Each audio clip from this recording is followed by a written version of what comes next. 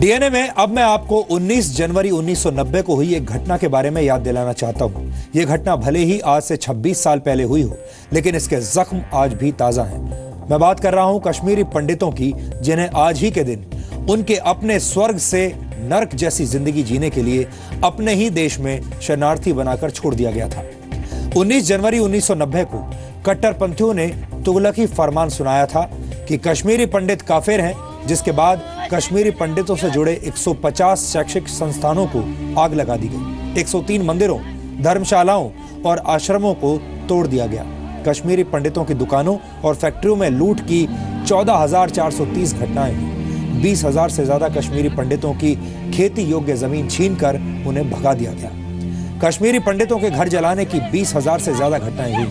कश्मीर में रहने वाले 95% कश्मीरी पंडितों के घरों को जला दिया गया और 1,100 से ज्यादा कश्मीरी पंडितों को बेहद निर्मम तरीके से मार डाला गया, जिसके बाद कश्मीर से 95% कश्मीरी पंडितों को घर छोड़कर भागने पर मजबूर होना पड़ा।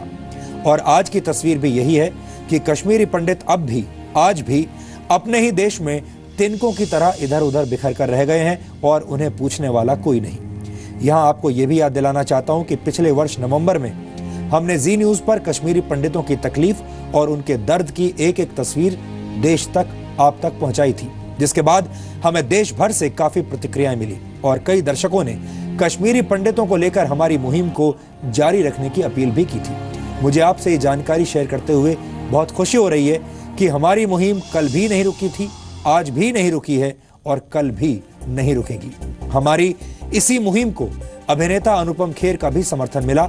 अनुपम खेर खुद एक कश्मीरी पंडित हैं और उन्होंने जी न्यूज के साथ मिलकर इस मुद्दे पर एक खास शो किया है, स्पेशल शो किया है, और इस शो का एक हिस्सा मैं आज आपको दिखाना चाहता हूं। नमस्कार, मैं हूं अनुपम खेर और मैं एक कश्मीरी पंडित हूं। राष्ट्रपिता महात्मा गांधी ने पूरे देश को अहिंसा परमो धर्म की शिक्षा दी थी, लेकिन इसी देश में कश्मीरी पंडितों का एक तबका ऐसा भी है जो 90 के दशक के आतंकवाद और हिंसा का शिकार हुआ और आज तक अपने वजूद की लड़ाई लड़ने को मजबूर है। कश्मीर के बारे में कहा जाता है कि गर फिरदौस बर रुए ज़मीं अस्त, हमी अस्त, हमी अस्त, हमी अस्त, यानी अगर इस धरती पर कहीं स्वर्ग है तो वो यही है, यही है, यही है। लेकिन आज आपको मालूम होना चाहिए कि कैसे कश्मीर के अपने कश्मीरी पंडित उसी स्वर्ग में तिनके की तरह इधर उधर बिखर कर रह गए। ये तकलीफ जितनी कश्मीरी पंडितों की है उतनी ही आपकी और उन तमाम बुद्धिजीवियों की है जो सहनशीलता पर प्रवचन तो देते हैं लेकिन सच का सामना नहीं कर पाते। आज मैं आपके सामने इसलिए भी आया हूं क्योंकि आज से ठीक 26 साल पहले 19 जनवरी 1990 की वो रात कोई कश्मीरी पंडित नहीं भूल सकता। उस रात घाटी में सिर्फ एक आवाज़ सुनाई दे रही थी, कश्मीरी पंडितों कश्मीर से भाग जाओ। आपने देखा कि भारत में कश्मीरी पंडित होने का मतलब क्या है। इस परिभाषा को समझने के लिए थोड़ा सा संवेदनशील होने की ज़रूरत है। मुझे उम्मीद है कि हमारी इस कोशिश के बाद देश में कश्मीरी पंडितों के प्रति संवेदनशीलता बढ़ेगी। जय हिंद।